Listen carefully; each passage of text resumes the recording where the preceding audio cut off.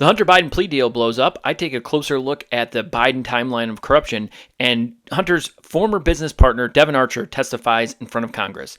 All of that in this episode of the Mayoral Podcast. Welcome back to the Mayoral Podcast, everybody. I'm your host, Matt Mayer. Before I get into today's content, please make sure you hit the like button, subscribe, and share with friends and family if you like the content you see here today. Also, remember, I will have the time codes in the description, so if there's anything specific you want to watch me talk about, please feel free to jump ahead to that section. So this episode's going to all be about Hunter. So last week, Hunter Biden was due in Delaware to accept his sweetheart plea deal. The only problem is the plea deal fell apart. So from NBC News, Hunter Biden pleads not guilty after plea deal derails. Now, everyone on the Republican side, everyone on the conservative side said that this was a sweetheart deal and that this was a slap in the wrist for the crimes that he was facing, which was true. But what ended up happening is the judge in this case saw what the prosecution, which is the DOJ, was trying to hide in this plea agreement and essentially blew up the entire case. So I'm going to read just a couple of paragraphs from what exactly happened. So the judge, Noriega, also raised a hypothetical asking whether Biden could face charges for failing to register as a foreign agent and whether the agreement blocks his prosecution on such a charge. The defense said it believed the agreement would prohibit him from being charged, and the prosecution disagreed. So essentially what happened is they had a pre-trial agreement that hid the fact that if he were to complete his probation without any issues, this was kind of protected with the gun charge, that he would no longer be eligible to be even prosecuted for not properly registering as a foreign agent. So at that point, the defense decided that they were going to blow up the agreement. And the article continues on here. It says, Clark was overheard telling the prosecutor, then we'll rip it up. Most likely in reference to the plea deal, as they discussed the disagreement during a brief break before he eventually relented. So ultimately, Hunter Biden doesn't get the deal done. He pleads not guilty. They're going to try to work out a different agreement, and that is presumably what he's eventually going to have is going to plead guilty to what was seen on paper. However, the hidden protections that were offered to Biden, kind of hush, hush, wink, wink, nudge, nudge, nudge, under the table from the DOJ will not be in the actual agreement. So he will presumably be still eligible to be prosecuted under the FARA Act. So this is kind of where they hit everything here. It says, Biden faced a separate gun charge for illegally owning a Colt Cobra 38 special handgun. He had conceivably reached a pre-trial agreement about this issue that would delay the charges for 24 months, assuming he did not violate certain terms during that period, which included being added to the National Instant Criminal Background Check System, no use of controlled substances or alcohol, and no violations of local, state, and or federal laws. If he followed the agreement, the charges would be dropped. So essentially, what happened, again, is they had this pre-trial divergence agreement, and that was going to essentially hide the ball and say that he was not going to be able to be prosecuted on anything further than these charges. So it would actually protect him from the potential FARA charges that would be coming down the road. Now, the judge saw this, noticed this, questioned both sides. The DOJ obviously didn't want it out in the open, and the defense was under the impression that they had this agreement. So that's why the deal essentially fell through. Now, you'll remember from last week or a couple of weeks ago when there was a incident at the White House where cocaine was found, and magically they had no interest in trying to discover exactly who was in possession of this cocaine. Now, I'm going to play a clip from a Dan Bongino show. Dan does a great job of explaining it, but he brings up a very strong point in if they'd found out that this belonged to Hunter, which he's got a drug problem, it's not out of the realm of possibility that he was one of the prime suspects to have brought this into the White House. If that had happened, they knew this being part of the him not using any type of illegal drugs being part of the plea agreement would almost guarantee that the judge didn't accept this. So now you might understand why they seemingly just swept this under the rug and had no interest in finding out who this was. But here's Dan talking about it. He goes into a little bit greater detail. That's the biggest takeaway of all from this. Jennifer Van Laar in Red State. Here were the conditions, because he pled not guilty yesterday, Hunter Biden, in one of the craziest court scenes I think I've ever seen. A guy going in to accept the plea deal does a dipsy-do flipperoo and pleads not guilty. He had a bunch of conditions imposed upon him. And now do you understand why the Secret Service cocaine story and making sure we don't know who it is was the talking point that got out there? Read the conditions. Are you guys picking up what I'm putting down?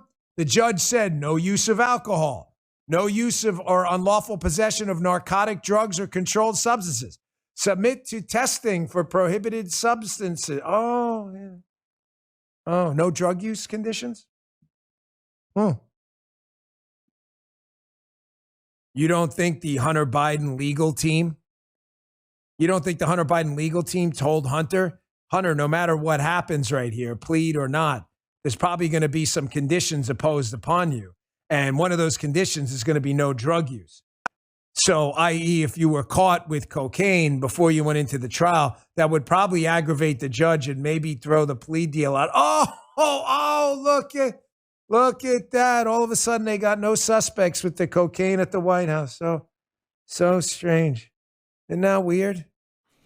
So I think Dan nails in that clip. He goes over why exactly they may have tried to cover this up to keep Hunter Biden out of the spotlight for this particular issue. Now, I know everyone is pretty well aware, it's pretty well documented, Hunter Biden's drug use issues that he's had in his past, and they probably would have been able to sweep this under the rug and say, hey, it's just Hunter with a relapse, whatever it is. But with this looming plea agreement that he had from the state of Delaware, it was probably well or widely assumed that if he had a recent incident of smuggling cocaine into the White House, the judge would probably get rid of that agreement without having discovered what she did discover. That's where you might be able to tie these two stories together and say, okay, there's a reason why they did not go after the culprit in the incident where cocaine was found in the White House. So all these charges tie into the alleged corruption of Hunter Biden and his overseas business deals. I'm going to go over a brief timeline of how the media covered it back in 2019 and the actual timeline. Now, there's a number of different things that the media misses here. This article here is from Reuters. It's from September 23rd of 2019. And I'm going to go over what the Daily Wire covered. Now, to give them a somewhat of the benefit of the doubt, a lot more information has come out in the last 4 years. That said, I didn't see anything updating their timeline of events, pointing more to potential corruption with Joe and Hunter Biden. They left this article as is, and really I haven't seen anything that amended it. I haven't seen any other mainstream media outlets put out a real timeline of all the events that had happened for the public to see. So, from Reuters, timeline, key dates in the U.S. political controversy over Ukraine. Some Democrats are calling for the impeachment of U.S. President Donald Trump over the reports that he asked his Ukrainian counterpart to launch an investigation that could damage his Democrat political rival, Joe Biden. So what's happening right now is the DOJ is coming after Trump for everything under the sun. And what happened back then was Democrats impeached Trump for going after Joe Biden for potential foreign influence peddling overseas, namely in Ukraine. He's trying to find out what Joe Biden did, and they impeached him for it. Now, it's pretty obvious that Joe Biden was in some way involved. To what extent? We don't know the full extent, but there's a lot of different evidence that points to Joe Biden was in on these corruption schemes. And I'll cover a little bit more of that down the road. So, the Wall Street Journal and the New York Times on Friday reported that during a July phone call, Trump repeatedly asked Ukrainian President Volodymyr Zelensky to investigate the involvement of Biden's son Hunter with the Ukrainian energy company. Now, no one's disputing this happened. Trump definitely made this call. And Hunter was on the board of this Ukrainian energy company. No one's disputing that. Those are facts that are not in dispute. The report about the phone call also said Trump asked Zelensky to investigate whether Biden misused his position as vice president under former President Barack Obama to threaten to withhold U.S. aid unless a prosecutor who had investigated the energy company in which Biden's son was involved was fired. Now, that's not in dispute either. Joe Biden was the point man under the Obama administration for Ukraine. Everyone knows that. Biden has and I've played it before on my show, and you've probably seen it 100 times. I'm not going to play it again. Biden was on tape claiming that he withheld aid from Ukraine until they fired this prosecutor. Now, this prosecutor, again, was looking into the business dealings of this energy company, Burisma. Now, this next part is where I have a question. And I don't see anyone really asking this question, but ask yourself this question and come up with some potential theories, because there's any number of different reasons why this would be true. So the article continues and says, the wider U.S. government, the European Union, and other international institutions also wanted the prosecutor fired because of an alleged failure to pursue major corruption cases. I find it very interesting that leaders from all over the world were going after this one prosecutor. There are prosecutors all over the world that I'm sure are not pursuing the proper, not applying the law properly and not going after corruption to the same level that they should be, given the guidelines of the laws of that country. And this guy was being targeted by the U.S. government, the European Union, and other international institutions. It begs the question: did this guy have more going on? Did he have dirt on other countries? Was there more that he wasn't investigating, that he was covering up? Any number of different things come to my mind. You make the decision for yourself. I don't know. Just when I hear something like this, that places all over the world are concerned about this one Ukrainian prosecutor, it raises a bunch of questions for me as to what else did this guy know. The following timeline details key moments in the Biden family's involvement in Ukrainian affairs and Trump's effort to use those actions as political ammunition. Now, this article here, it's got a total of 9 different bullet points here, and of which you'll see here, and I'll scroll back and cover the things that I've highlighted, of which, let's see, 1, 2, 3, 4. Yeah, 4 different things on this are covered of when Joe Biden was actually sitting vice president in the United States. You'll see when I go to the Daily Wire timeline, they have way more events, and those events, when you start connecting the dots, start pointing more towards Joe Biden's actual involvement in the corruption in Ukraine. So on December 8th of 2015, Biden visited Kyiv again and spoke out against bureaucratic corruption that he said was eating Ukraine like a cancer. Biden threatened to withhold loan guarantees unless Ukrainian's top prosecutor, Viktor Shokin, who had been widely accused of corruption, was removed.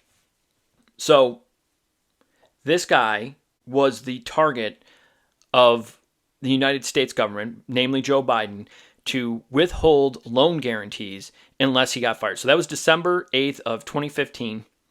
And then later that year, or I'm sorry, in early 2016, they actually removed him. So I don't have it highlighted, but March 29th, 2016. So roughly 3.5 months later, the Ukrainian parliament voted to remove Shokin. So again, there you'll see in the timeline that I'm going to cover next with the Daily Wire that there are a lot more moving pieces and a lot more interactions between Biden and this Ukrainian energy company than the mainstream media leads on to. So it says, in July 25th of 2019, Trump spoke to Zelensky and reportedly pressured him to investigate Hunter Biden. So again, Trump gets impeached over his inquiry into Hunter Biden and Joe Biden's involvement with Burisma, the Ukrainian energy company. And clearly Joe Biden actually did have involvement. So the fact that he can get impeached over inquiring about what Joe Biden was actually doing, and then Joe Biden doesn't get impeached for the criminal activity that he was involved in, speaks volumes about where we're at politically in the United States today. So now I'm going to pull up the Daily Wire's timeline of the events with the Biden corruption bribery scheme here. And it says, the headline is, will Republicans impeach Biden? Here's a full corruption timeline. So this is from July 26th today. As filming it, it is August 1st. And you can see already this starts back in November of 2013.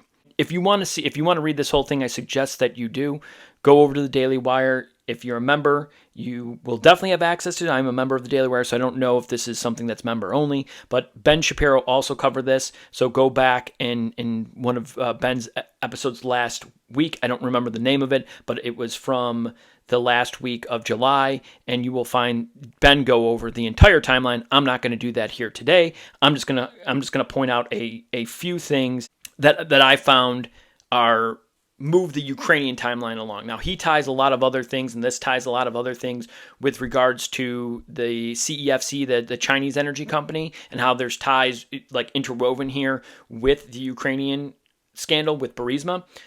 However, I'm just going to cover primarily the Ukrainian scandal. So May 12th, 2014, Ukrainian gas producer Burisma announced that Hunter Biden has joined the board of directors. So all the way back in the middle of May of 2014, Hunter Biden joins the Ukrainian energy company, joins their board with, I think you've probably heard it plenty of times, no experience. He doesn't speak Ukrainian. He doesn't have experience in energy.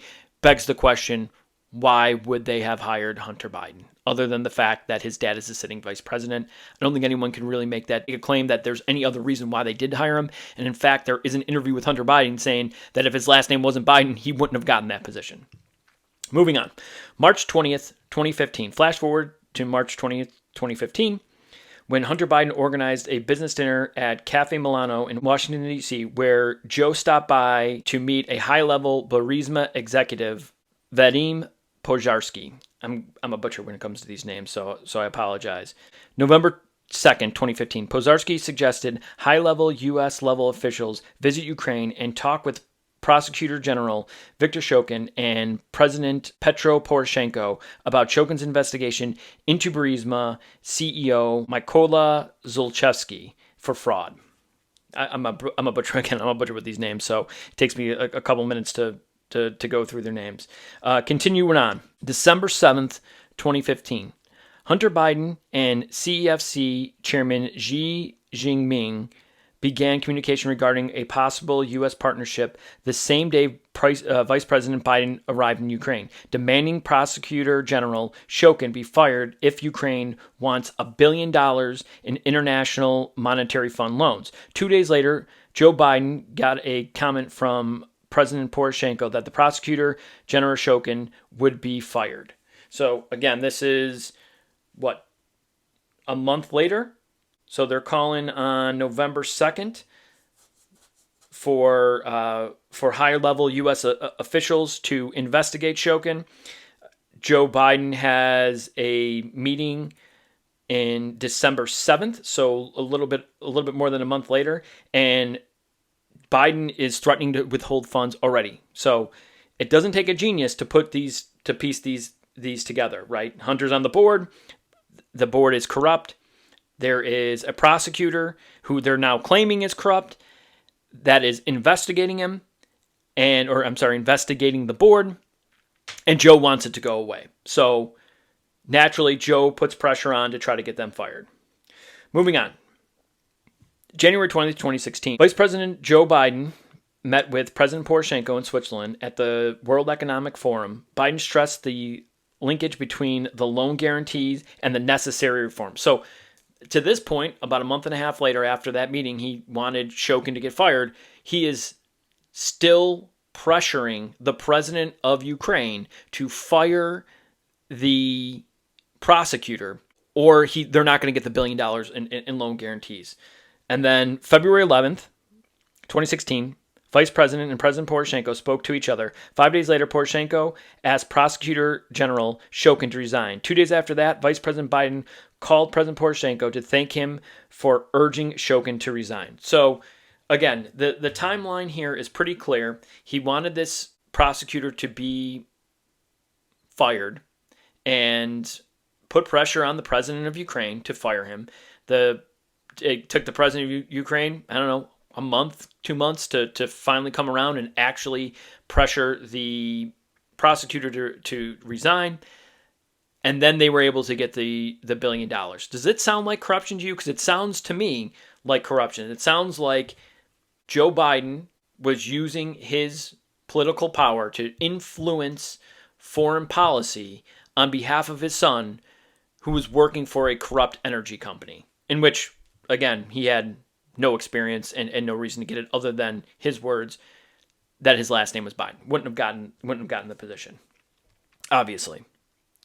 So fast forward here to 2019, and it says, according to the FD 1023 released by Grassley, at some point in 2019, the CHS, which is Confidential Human Source, said that he had met with Ostapenko in London. They called Zlochevsky. Zlochevsky asked the CHS, the Confidential Human Source, and/or Ostapenko if they read the recent news report about the investigation into the Bidens and Burisma. CHS mentioned Zlochevsky might have trouble explaining suspicious wire transfers that might evidence any payments to the Bidens. Zlochevsky responded that he did not send any funds directly to, quote, the big guy. The confidential human source took that as a reference to Joe Biden, according to the FD 1023. So as early as 2019, we're talking 4.5 years ago, they started the investigations into this. According to the confidential human source, they believe that there was cause for concern around this bribery scheme.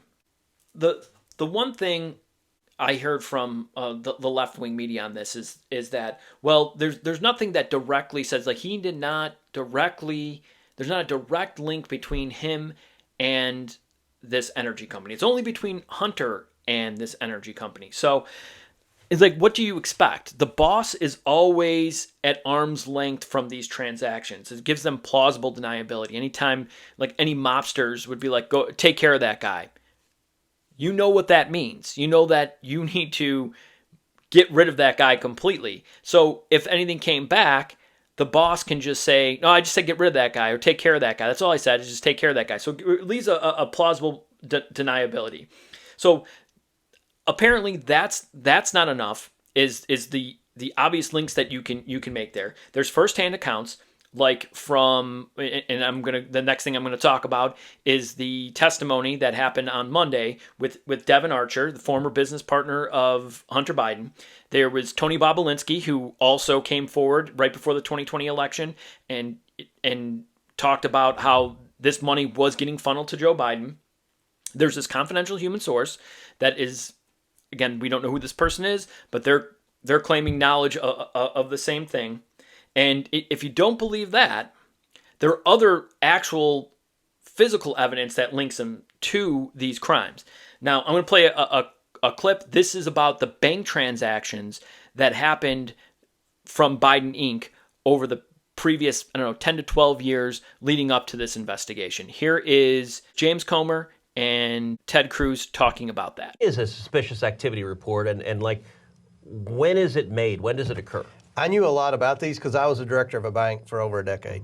A suspicious activity report is when the bank files notice with the Treasury Cabinet that they suspect their client has committed a crime. Doesn't mean they committed a crime. They have a strong suspicion that a crime was committed, so it's to protect the bank as well. So how frequently do these things happen? Very seldom, despite what the Washington Post, or in their defense of the Biden, they say, well, everybody has a suspicious activity report. That is baloney. I was on a bank board for 10 years. I think we issued 2 over the course of 10 years. And how many were issued concerning Hunter Biden and Joe Biden and the Biden family? Over 170. They were direct. Wait, you were at a bank and they issued 2 in 10 how many years? If you had 2 SARs, they're called SARs in the banking industry. If you had 2 SARs against you, it would be hard for you to open an account somewhere. There wouldn't be any bank that would want to have you as a customer because it's not worth the paperwork. Remember, when the bank files one of these, you can understand this, appreciate this, Senator. That's inviting the regulators to come in and regulate. Okay, that's the last thing the banks want. 170 get filed. That means that somebody's getting a deposit in their account. It's a big amount. It's from somewhere suspicious. I mean, what triggers it? Why? You're a banker. What is it that makes you say we got to file a SAR? A large transaction that comes out of the blue. So and what's large? So, what is there a threshold? You had $1 million. I'll use the Robinson Walker account because we subpoenaed. That was the first bank account we subpoenaed. Now, who's Robinson Walker? Rob Walker was one of the associates that they used to funnel money from China and Romania and then down and launder it down to the Biden. So he's a guy that's doing business with Hunter and Joe Biden. Yeah. Okay. We don't know what that business is, but they got a $3 million wire from China. So one wire, $3 million. $3 million. Now remember, this account never had much activity in it over the course of 10 years. Maintained around a $40,000 or $50,000 balance. Then one day, out of the blue, they get a $3 million wire from China. And so their bank says this is weird. Yes. And it's coming from China. Like on the face of it, it's you a know wire. it's coming from China. Yeah, and he'd never gotten a foreign wire before. And there's $3 million in an account that's never had more than $50,000. Some months, it had $10,000 balance, but never more than $50,000. Then all of a sudden, a $3 million wire. And then what happens to that $3 million when it lands? 24 hours later, because that's the minimum amount of time you can. You have to have a deposit in the bank for at least. Like the wire needs to clear. Yeah, it needs to clear. Yeah. 24 hours and 2 minutes later. It's just after 24 hours. Just after 24 hours. The next day, they start wiring incremental payments to different Biden shell companies.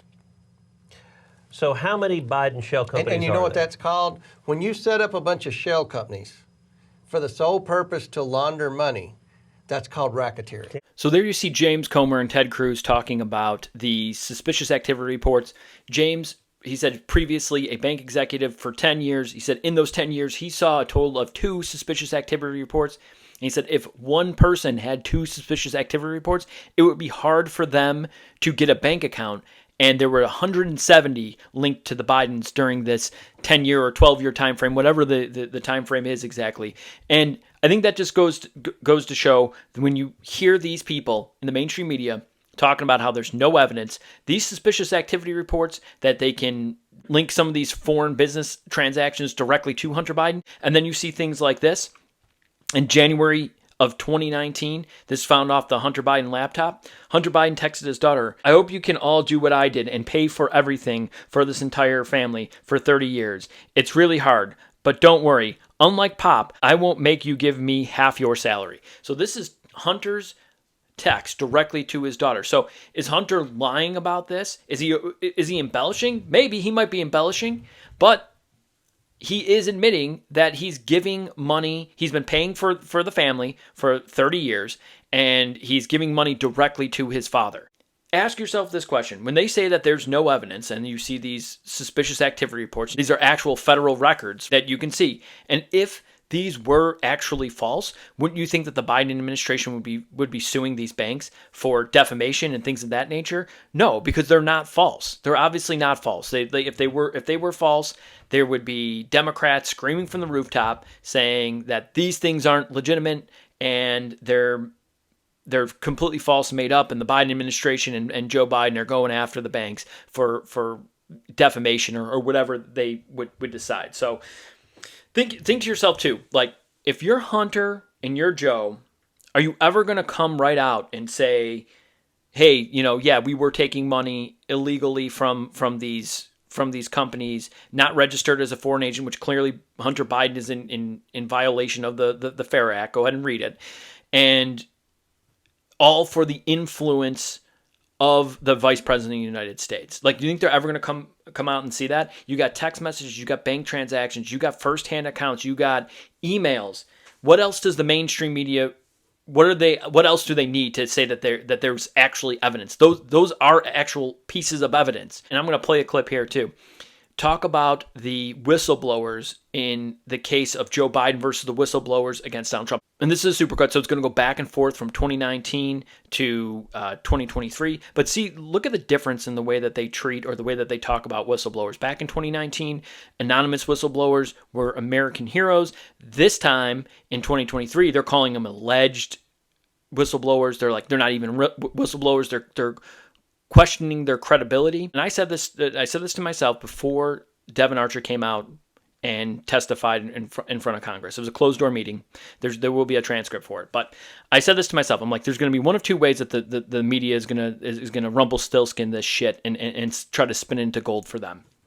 The first way that they're going to do it is if he comes out, which I didn't think he was going to, but if he comes out and says Joe Biden was on these calls and they directly discussed business dealings and what he can do to influence things in their favor, which why would he ever do that? He's not in the room.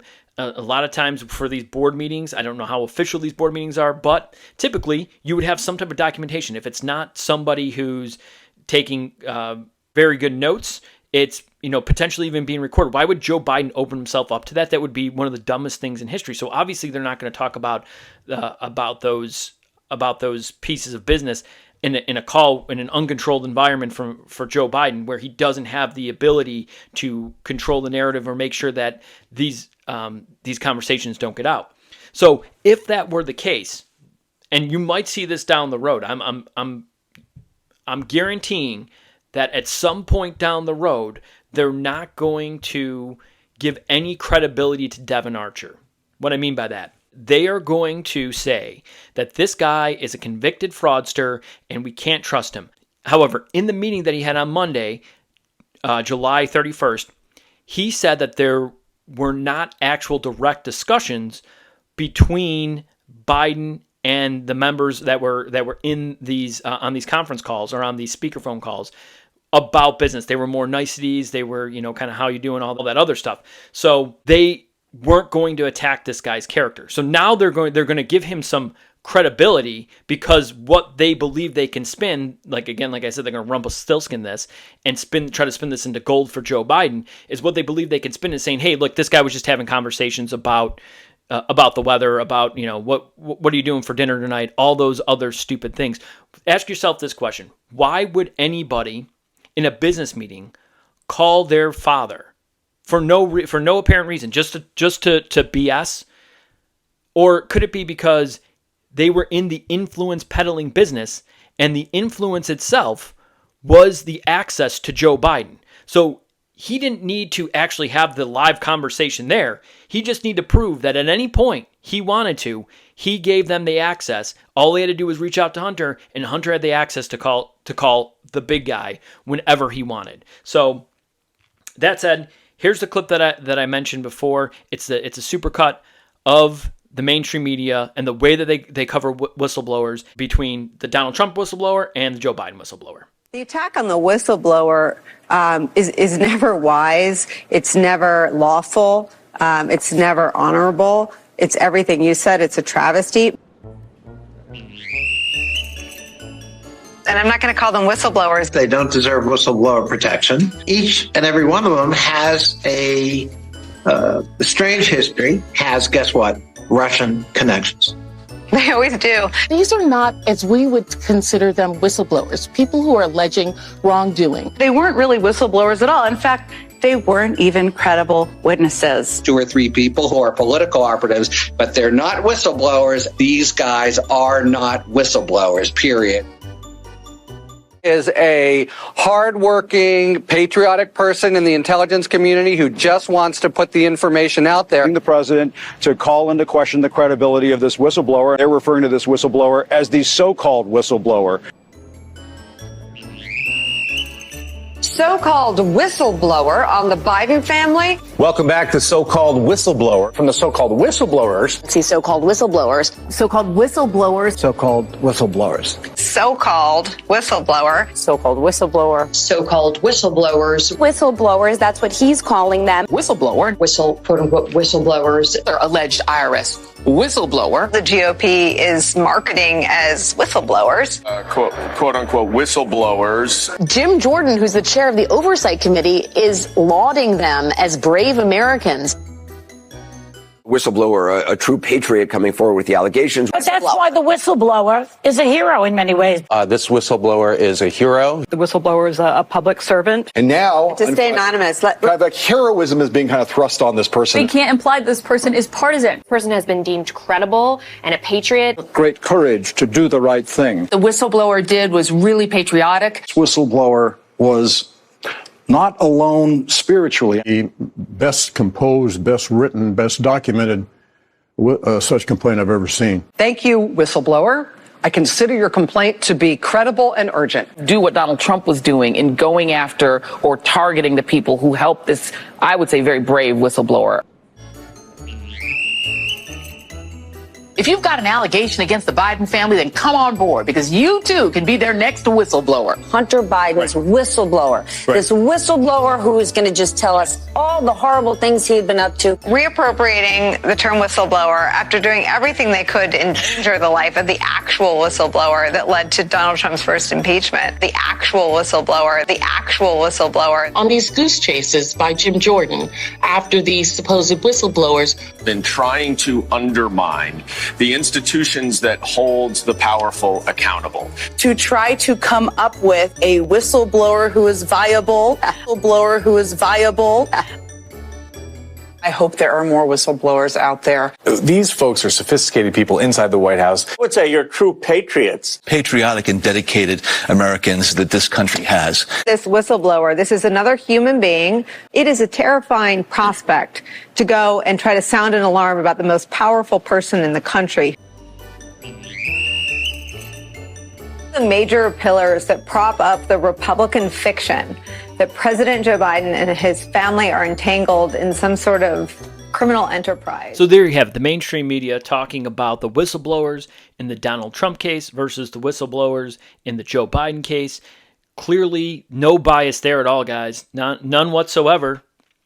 The anonymous whistleblowers against Donald Trump, these people are heroes. The people that are actually putting their name out there, going in front of Congress and testifying, no, those people have no credibility whatsoever. You can't trust them at all. They are human pieces of garbage, according to the mainstream media, or at least they'll have you believe that they are human pieces of garbage. On to the Devon Archer testimony. This is from Political, talking about the recent meeting between Hunter Biden's business associate, Devon Archer, and the House Oversight Committee. So an ex-Hunter Biden business associate told lawmakers that the first son put his father on the phone during multiple dinners for casual chats.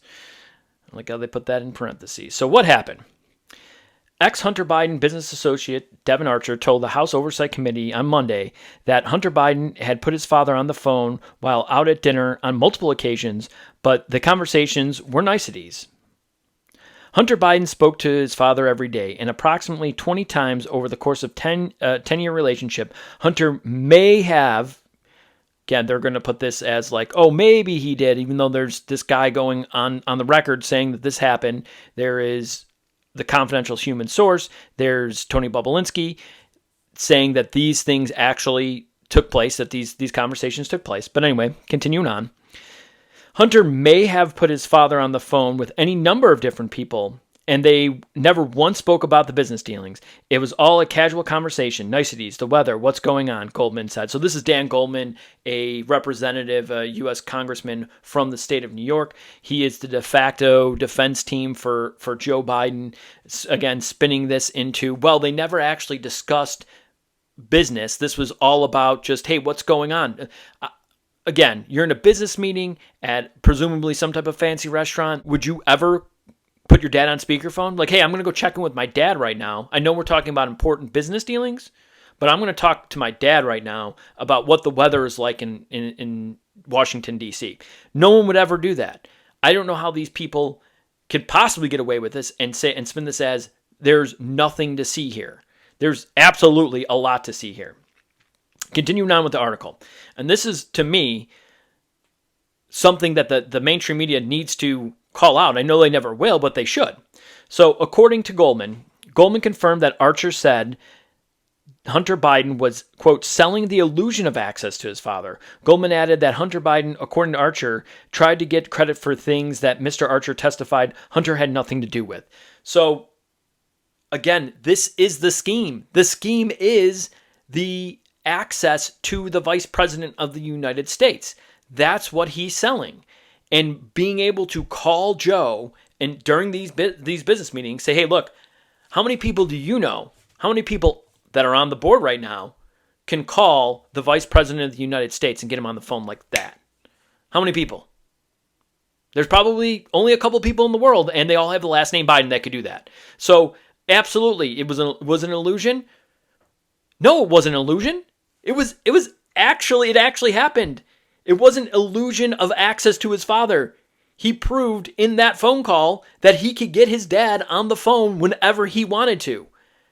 Now, what happened after that is somewhat up in the air, but that by itself is the proof that he was peddling the Biden name. And it continues on here. This is Andy Biggs, the congressman, Andy Biggs. It says, Biggs also said that Archer told the committee that Burisma would have gone under without the involvement of the Biden brand. I'm surprised that Politico actually put that up there. But, they probably spin it as this is, a right-winger. He doesn't, he's obviously going to say that. But, again, according to Archer, without the involvement of the Biden brand, which made it less likely the Ukrainian energy company would face legal pressure. Biggs said he asked Archer to clarify what the Biden brand meant, and that Archer responded, Joe Biden. He obviously was the brand. Joe Biden was clearly the brand. So you have all this evidence. You have bank transactions. You have firsthand accounts, multiple firsthand accounts. You have emails. You have text messages. You have Joe Biden himself admitting that he threatened to withhold funding from Ukraine unless they fired a prosecutor that was directly investigating the company in which his son was on the board. And that is not enough for the mainstream media to even call this a shred of evidence. Not even a shred of evidence. It's unbelievable. And don't forget the shifting narrative. It started off with Hunter Biden laptop, Russian disinformation. Joe never spoke with Hunter about any of his business dealings. To, the laptop is probably true, but Joe had no involvement. To, now the laptop is definitely true. This is Hunter. He was a private citizen, had nothing to do with Joe. To, now Joe had conversations, but they were all niceties. It wasn't anything big. And even, his ex-business associate, he was the one who was saying it wasn't anything big. Watch the narrative shift. As soon as another piece of information comes out, watch the character attacks on Devon Archer. Oh, he's a criminal. He's going to prison. We can't listen to anything that he said. He's clearly a disgruntled ex-business associate with Joe Biden, or with Hunter Biden, rather. He's got no credibility at all. I guarantee you that is going to shift. It will shift. It's only a matter of time when it's going to shift. And what does this all mean? What does it all mean for 2024? Who knows? But if you see the mainstream media completely flip on Joe Biden, that means they are trying to get rid of him. But they can't really have that narrative fall apart. The reason is, for years now, conservatives have been saying, you tried to rig the election against Trump by not bringing charges against Hillary, which James Comey, the former head of the FBI, said that there was probable cause to charge her, but they didn't want to interfere with the election. Now, that was under classified documents. That's the same thing that Trump is facing now in very similar circumstances, yet they're bringing the case against Trump, interfering in the election. They brought up, or they made up the narrative of the Russia collusion hoax that was proven to all be funneled from the Clinton campaign to the FBI. And they ran with it as if it was gold and it was completely solid. There was nothing wrong with the Steele dossier. That turned out to be false. Then in 2020, the Hunter Biden laptop comes out. They have this stupid letter signed by some idiot intelligence agents former intelligence agents, saying this has all the hallmarks of Russian disinformation. That turns out to be completely false. Then the narrative's shifting to, well, yes, that was true, but Joe had nothing to do with it. And now if they then flip on Joe and say, okay, well, Joe was corrupt, we need to get rid of him, we were wrong all the time, what credibility does that lend them for whatever the next Democratic nomination is going to be? They've lied and lied and lied to try to get rid of Donald Trump, to try to help the Democrats and hurt the Republicans, which for what is now 7 years, no question about the interference that they've been running for this entire time. And they're going to finish this off with Joe Biden the whole time was corrupt, but this time you can believe us. They can't let that happen. So you see people out there that are saying, I think that ultimately they're just going to throw Joe under the bus and they're going to roll somebody else out there, whether it's Gavin Newsom, Gretchen Whitmer, whoever, Michelle Obama I've even heard thrown out there. I don't think that they can get away with it. Whoever the Republican nomination is, which is at this moment likely going to be Donald Trump, all you have to do is lay out that timeline. You lied, you lied, you lied, you lied, you lied. But this time you're telling the truth. You're going to sell to the American people that you're telling the truth about this candidate, but you've been lying for the last decade. No one's going to buy it. I think it's going to be a suicide mission for the Democrats. Joe Biden is not running very well. He's not polling very well. I don't think he's got a great chance of being reelected. I think it's at best 50-50, but he's probably their best chance because if they let him drown, the Democrat narrative goes with it. Any credibility that's left with any type of independent is going to completely shift the other way, and they'll go with Donald Trump or whoever the Republican nomination is. That's it for this episode of the Mayoral Podcast. Thank you all for tuning in. Again, please make sure you hit the like button, subscribe, share with friends and family if you like the content you've seen here today, and I will see you in the next video.